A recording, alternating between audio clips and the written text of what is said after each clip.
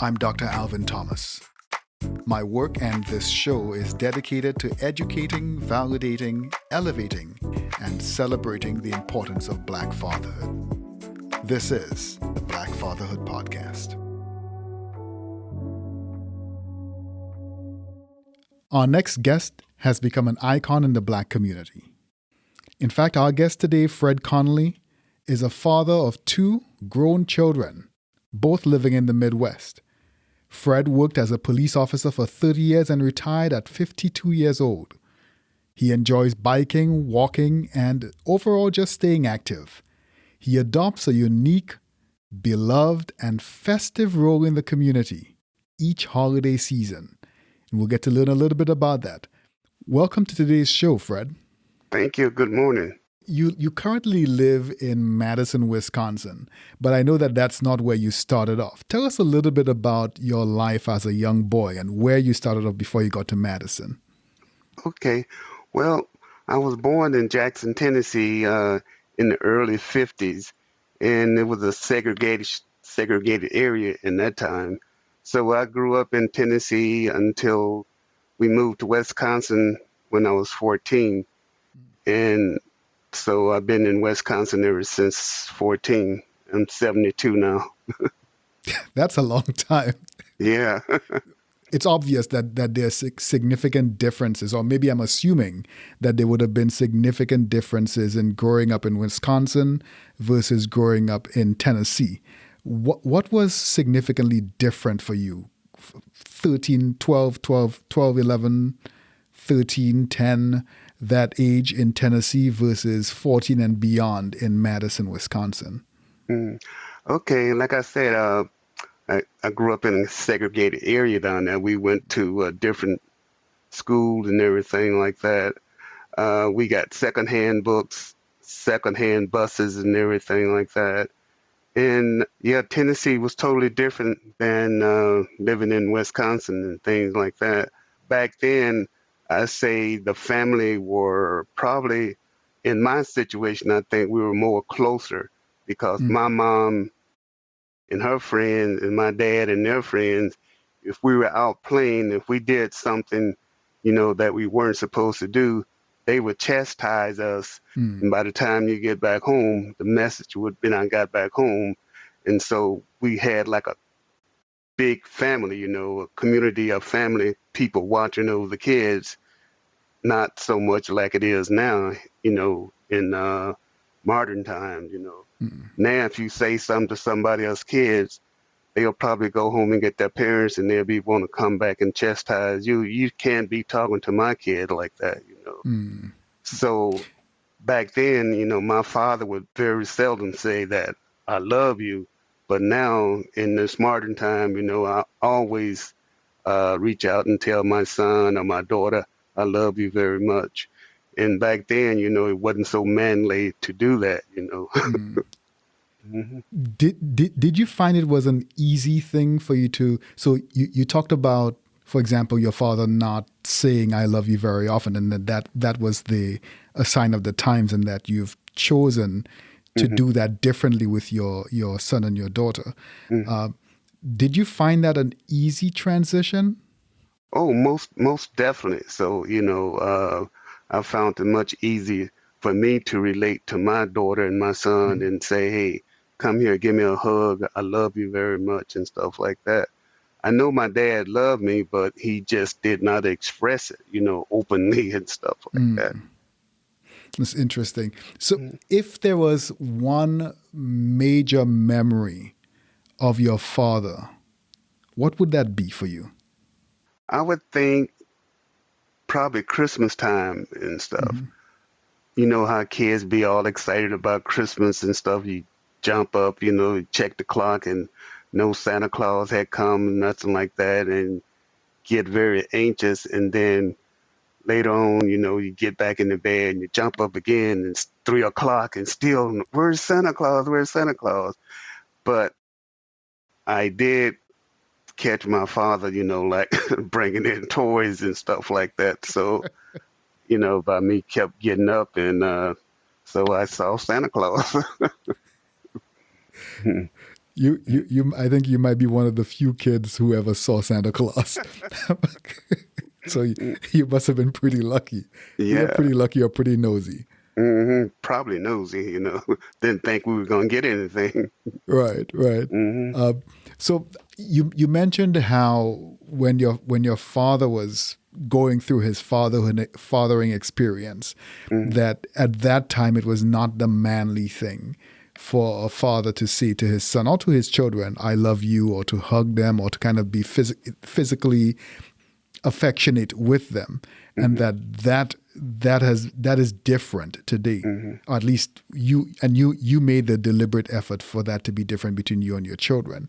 When you think about the life of black boys, life of young men when you were growing up, have you seen any change in what life looks like for young men in those days versus now? Well, I think, well, like I said, in my early years, we were in Tennessee and life was very hard and stuff like Mhm. that. I know my father and mom, they try and provide for us and give us everything that we need. And we didn't know we were poor because we always had food to eat. Mm. We always had clean clothes. It might have been one pair of blue jeans or one pair of plaid shirt, but at least we had clean clothes and we always had food to eat. And nowadays, like kids are so spoiled. They get Christmas every day. They don't wait until December the 25th to get Mm. Christmas. They always being showered with toys or clothes or whatever. And to my point, I think kids are more spoiled now than they were back when I was growing up, and stuff. So do you think that what you characterize as kids being spoiled or having all of these things Mhm. lavished upon them, do you think that might be responsible for some of the challenges that we're seeing today? I kind of think so because I kind of look at it this way, people come here from third world countries and things like that, and their kids just seem to eat up education, like, and just thrive on it. But our kids seem like they think everything is just going to be hunky dory, they get everything they want. They never have to struggle, like people coming from other countries, and so nowadays, kids got to have a cell phone and Mm. all of that, by the time they're 7 or 8. And we didn't even have a phone until we got like, we had a house phone, but Right. as far as having a cell phone like that, we had nothing like that. But yeah, I think our children are spoiled, and I myself, I'll be one of the first one because I'll be trying to give my kids more than my parents were able to give me.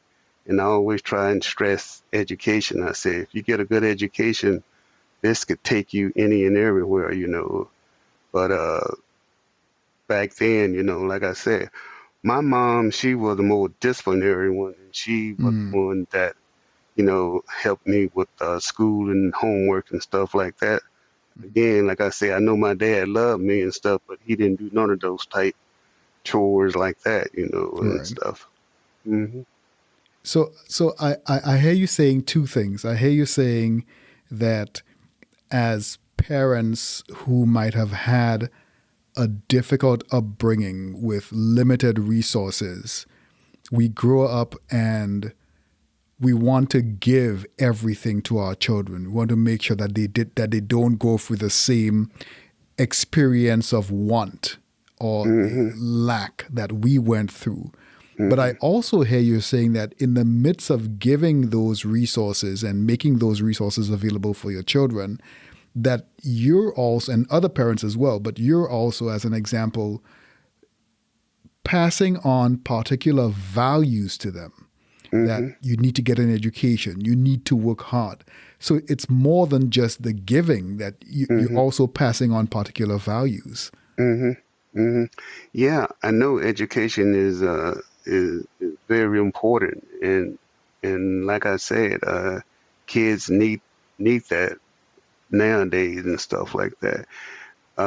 Because you get good education, it could, you could pretty much write your own ticket and where you want to go and what you want to do and stuff, as opposed to back in my day and stuff like that, we were very limited, with segregation and secondhand books and secondhand buses and things like that.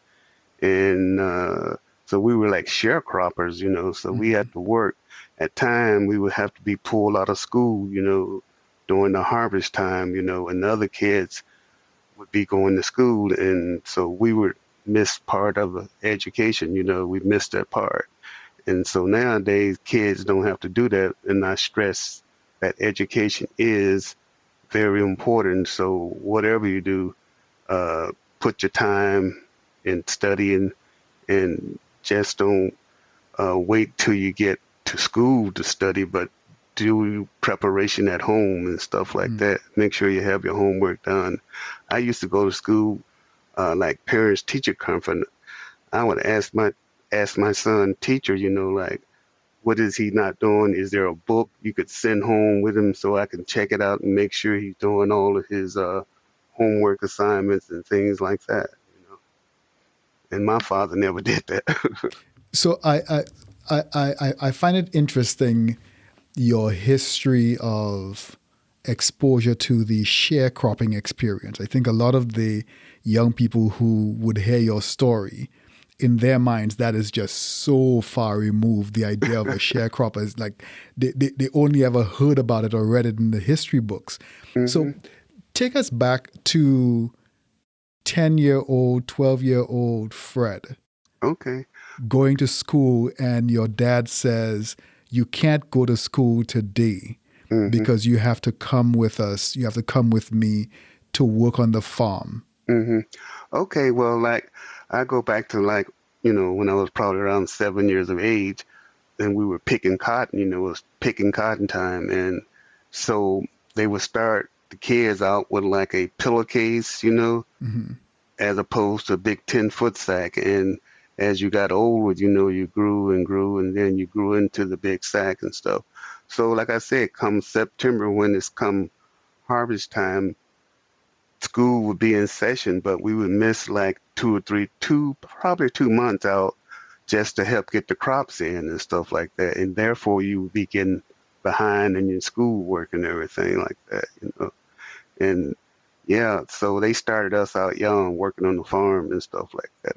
I mean, really hard work.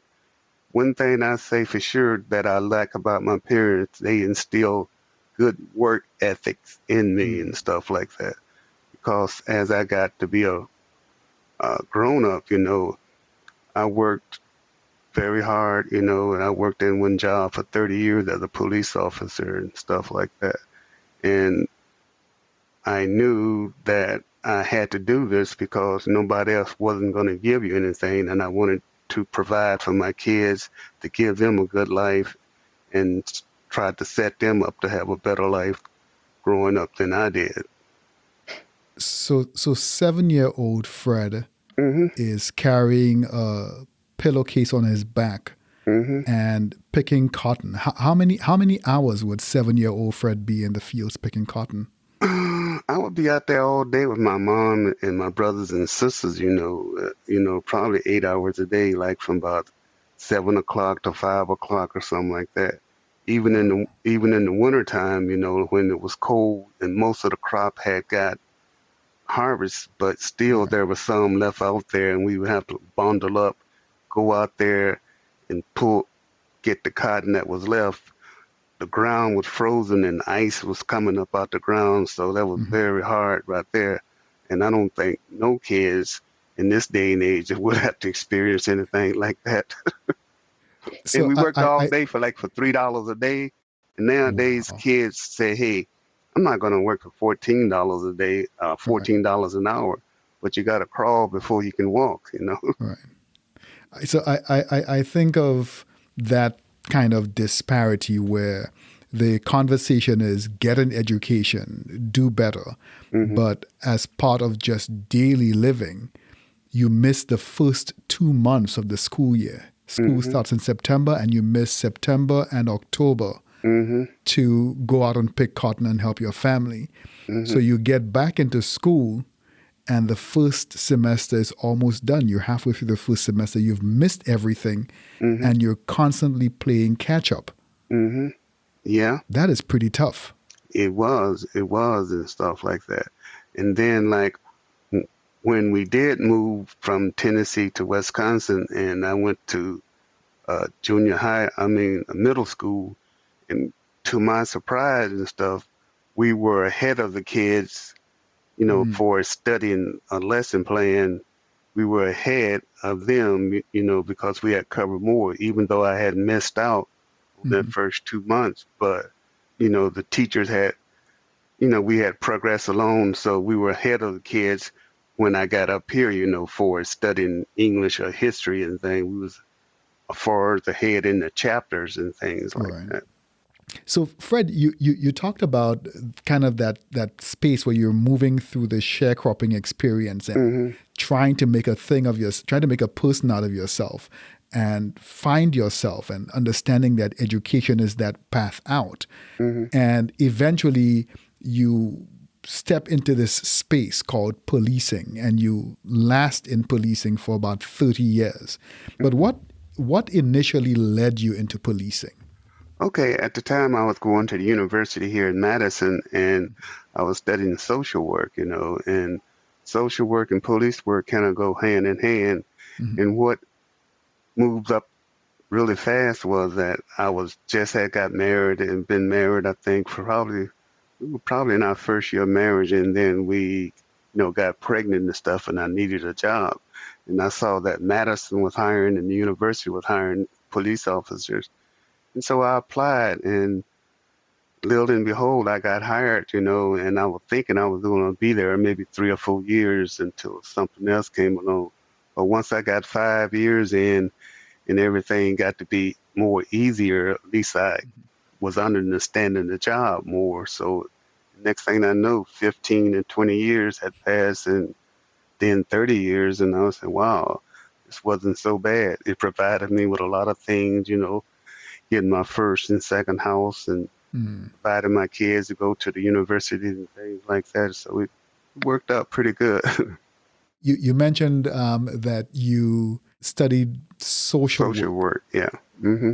So, how did that space, that social work space, play into your policing career? Well, to me, it's like it kind of goes hand in hand because as a police officer, we out there to serve and protect. So we always helping people and stuff like that. And social work helps people too, and stuff. So by studying social work, and knowing, I would say like environment plays a big part of how you brought up and a big part of your life and stuff like that. So, and then police work, you make contact with people. They may have had bad situation like I did growing up and stuff like that, and you kind of like empathize, sympathize with them, and stuff. But as a law enforcement, you still got to be protective of those people, even though they may have done wrong, but you know, can try and understand what they was going through. So I love that you bring in this appreciation for people's environments and the stories that they're coming from and their own personal struggles. Hmm. Police continue to have a very problematic relationship with the black community and specifically with black men. Hmm. Has that always been, did you always see that existence of this problematic relationship between police and black men or the black community? And what if anything, can be done to improve it from your perspective? Well, like when I did become a police officer, I had a lot of friends, and then they realized, oh, what? You a police officer? I said, I'm still the same person, and stuff Right. like that. So if we are in a situation and stuff, like I'd be willing to overlook a lot of stuff, but don't come in my face doing things. And then people look at me and say, hey, you the police, what are you going to do? And stuff. So I said, you give me respect and I respect you, but it has to be done, and stuff like that. I said, I'm a neutral person, but if I get a call and stuff, come into a situation where you black or white, I try and treat everybody equally and stuff until, you have to take action and stuff, Mhm. whether you're black or white, but there's a way of always doing anything. I would like to talk to the person first. You come in there, you talk, you could always escalate up, but if you come in that situation already jacked up here, you got Mm. no other alternative but to reach for mace or baton or deadly force. But I try to come in at a low level, and always escalate up stuff. It's amazing that it sounds like it should be so obvious that you step in at a lower level and try to de-escalate. And it seems like a lot of the stories, and maybe it's just the way the media is telling it to us, but a lot of the stories we're hearing and seeing are of immediate escalations.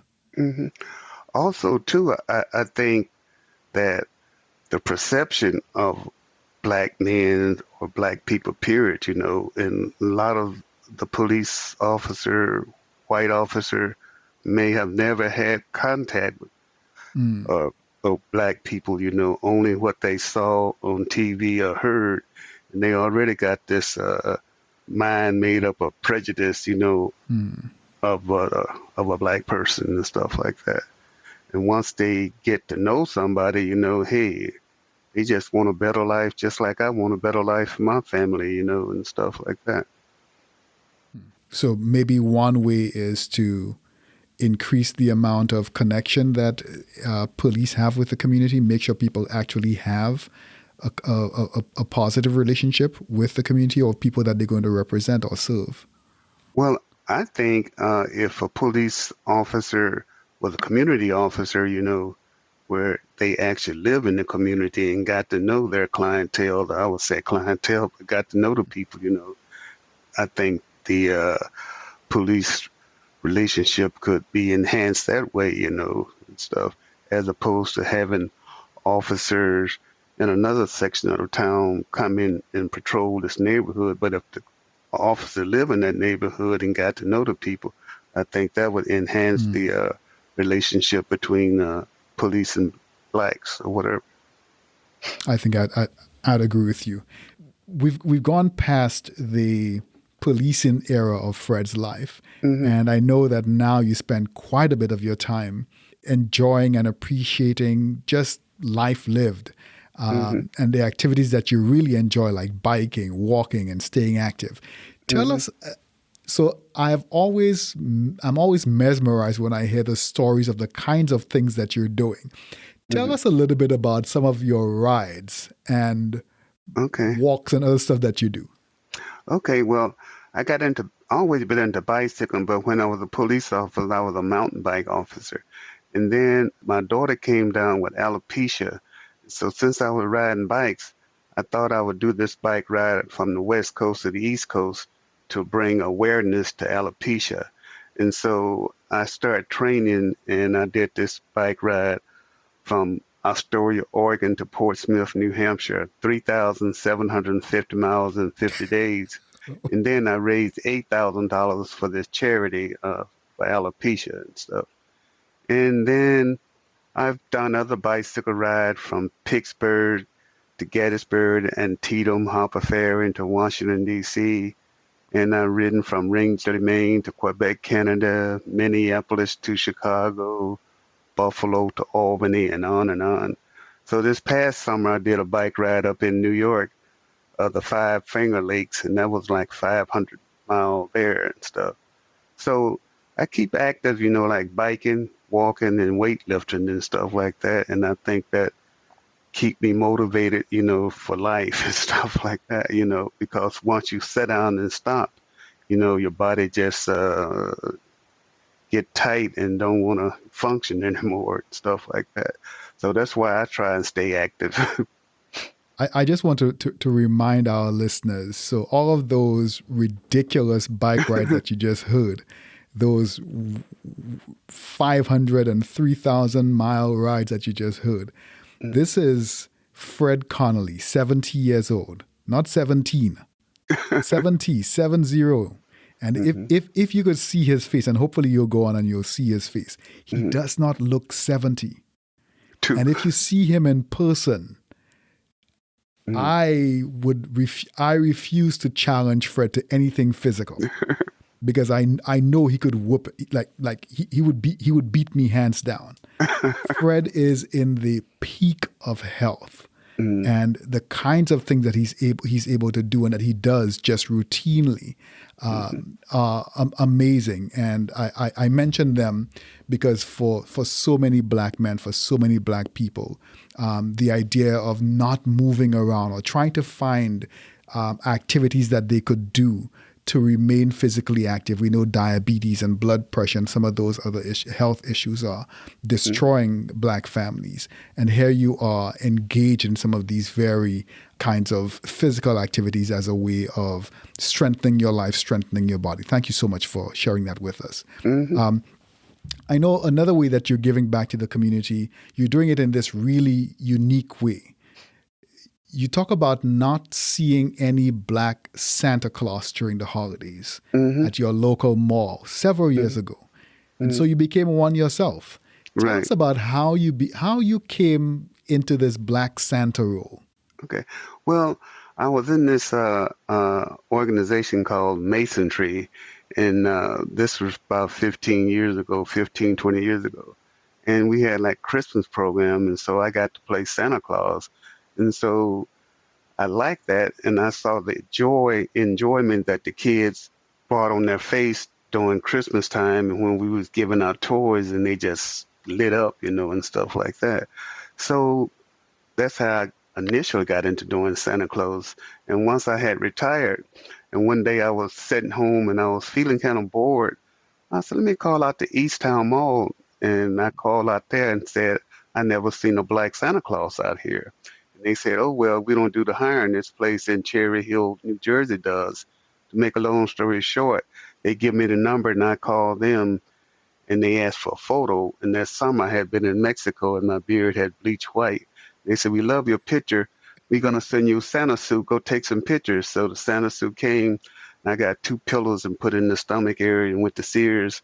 Took some pictures laying on the floor, reading a book, standing up, eating cookies and holding my pillows. And they said, oh, look like you got great personality. Are you willing to travel? So I'm thinking Milwaukee or Chicago. And they come back and said, how about Baltimore or Washington, D.C.? So I chose Washington, D.C. And they said, we're going to send you an airline ticket, give you a car, put you up in the Marriott and pay you X number of dollars for so many weeks. And I said, ho, ho, ho, God bless America. So that's how that Santa Claus job got started. So the company I work for hired Santa Claus for 350 malls across the USA, Canada, England, and Australia. So this year, starting November the 16th, I'll be going to San Francisco, Tampa, Florida, Nashville, Tennessee, and Concord, California, with the traveling Santa Claus. Mhm. So you will be taking. Are you going with your elves, or are you just flying alone? Are you taking the sleigh with you? No, I'm just flying. They're gonna have everything there, so I'd be stationed in Macy's, and so I would have my Santa Claus suit and all my stuff, and they'll provide the elves to help Santa Claus, and No. so we'll be there. Yeah. So what do you think Black Santa means for young children and for other people? Oh, well, I'm thinking this when I was in Washington, D.C., and this lady, she was from Paris, France, and she said, oh, Black Santa Claus, my sister, she from Gay Paris. Can we take picture with you? And I said, yeah, mademoiselle, you could take picture with Black Santa Claus. But there were so many other people, black people coming up. Oh, we got a Black Santa Claus this year. I'm going to go home and make sure I get my kids and bring so they can, see a Black Santa Claus. And so this one, I was in the same mall a few years, probably about 10 years later. And this young lady came up to me, weren't you here about 8, 9 years ago? And I said, yeah. She said, I took a picture with you. And now I got kids. And so she said she was going to go home and get the picture. And she bought it back and said, yeah, that was me. Yeah. Uh-huh. Wow. Mm-hmm. Mm-hmm. Wow. Yeah. Wow. It's amazing the impact that we can have on people in sometimes what seems like the smallest activities. Thank you so much for sharing that with us, Black Santa. Oh, you My welcome. last question for you then is, what advice would you give to young Black fathers today? I would say just praise love on your kids and stuff like that, hug them, and stuff. But everything going on nowadays, you don't know what's going to happen. You send your kids off to school hoping they're going to come back with all these mass shooting we have nowadays. So you just don't know. So I would just, again, just reiterate, show love, respect, and just, be there for your kids in every way you can and stuff like that. You heard it from the authority. This is from Black Santa. Show love, respect, love on your kids. Thank you so much, Fred, for this conversation. You're welcome. Have a great day. You too. Thanks. hmm Today we got to speak with Fred Conley.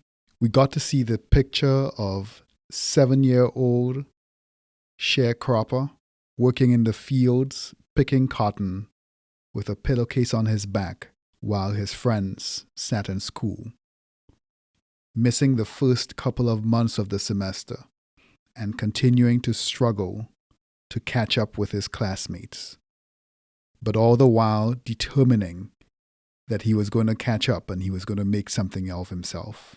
Skip past a couple of decades and we see 52-year-old retired police officer Fred Conley, having determined to be colorblind in his approach to every individual he met in his responsibility to protect and serve, recognizing every individual was coming in with their own story, their own struggles, their own baggage, and determining to give every individual a fair chance, a fair shake.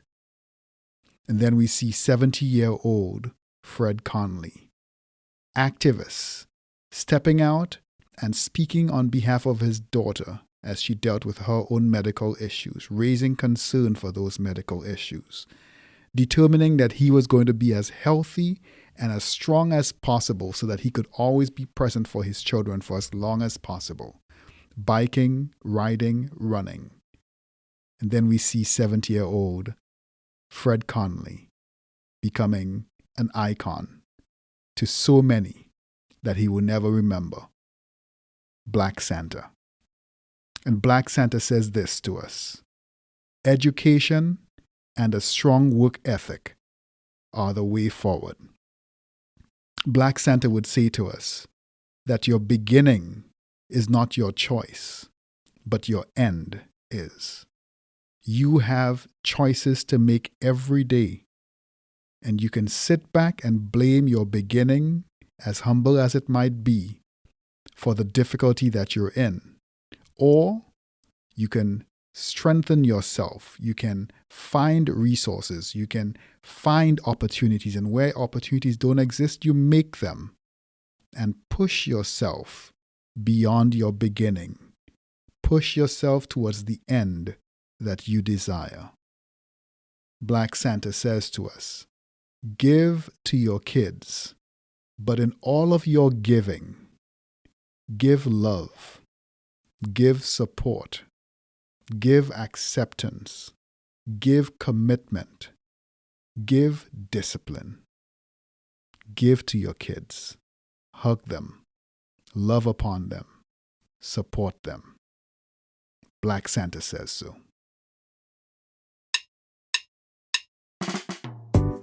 You've been listening to the Black Fatherhood Podcast. I'm your host, Dr. Alvin Thomas. I'm a clinical psychologist, researcher, and the director of the TriLab at the University of Wisconsin-Madison's School of Human Ecology. Original music for our series was composed and performed by Micaiah De Silva. Our series producer is Joe Ruby. The podcast is supported by the School of Human Ecology at the University of Wisconsin-Madison. And you can follow me on Twitter at Dr_AT758. That's Dr_AT758. And on the web at thomaslab.org. www.humanecology.wisc.edu. Make sure to subscribe to the Black Fatherhood Podcast wherever you listen to your podcasts.